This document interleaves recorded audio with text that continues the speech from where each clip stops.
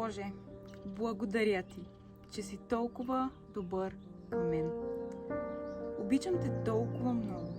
Благодаря Ти, че умря за мен. Знам, че си добър, дори когато не изглежда, че нещата вървят по план. Но знам, че имаш най-доброто за мен.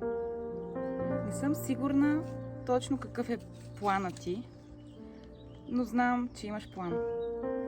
Помогни ми да разпозная плана за живота ми и Теб самия. Исус, изпитвам любов към Теб.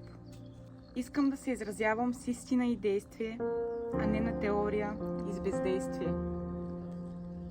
Защото Ти си важен, понеже умря за мен на кръст. Значително важен си. Обичам Те.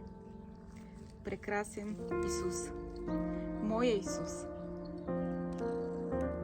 Господа, който съм избрала да следвам.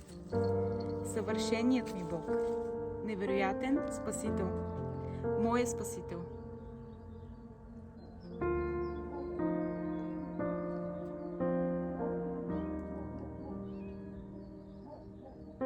Ти спасяваш така, както никой друг не може. И не ще има по-добър от Тебе, Господи, верен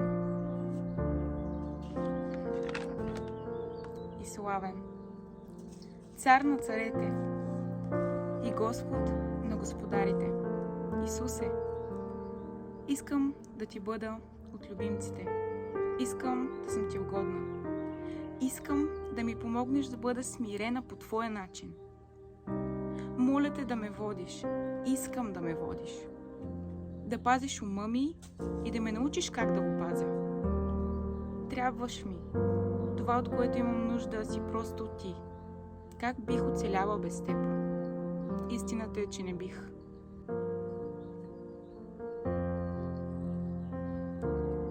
Искам да ме насърчаваш с всичко, което имаш.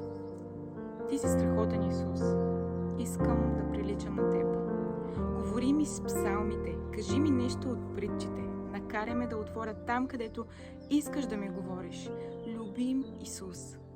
Цяла любов. Как да не Те обичам? Как да не Те избирам? Ти си цял свят от красота.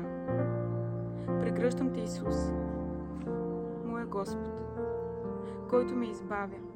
Моля Те, помогни ми да се съсредоточа върху важните и ценните неща в този живот, за да вървя по пътя, по който искаш да вървя. Трябва да ми помогнеш да се справя с всяко притеснение и атака от лукавя и знам, че ще го направиш. Имам желание да се справя с непростителността, отчуждението и огорчението.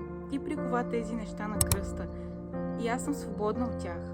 Не се владея от емоции, но добре знам откъде идват те. Не съм подвластна на тях,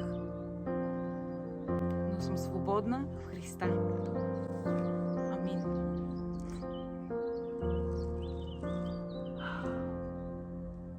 Той създаде всичко това.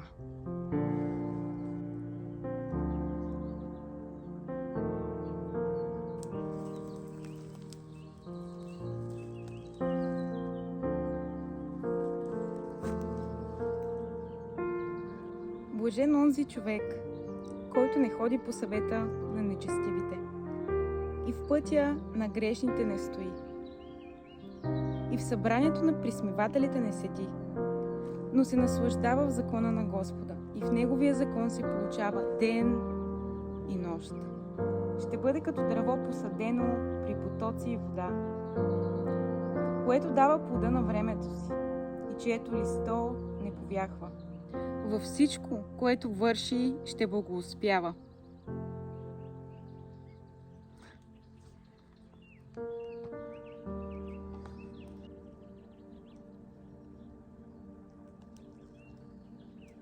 Това просто е невероятно.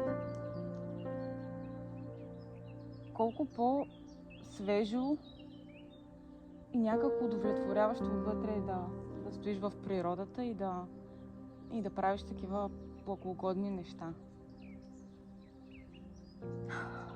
Кажете ми, не е ли красив творец?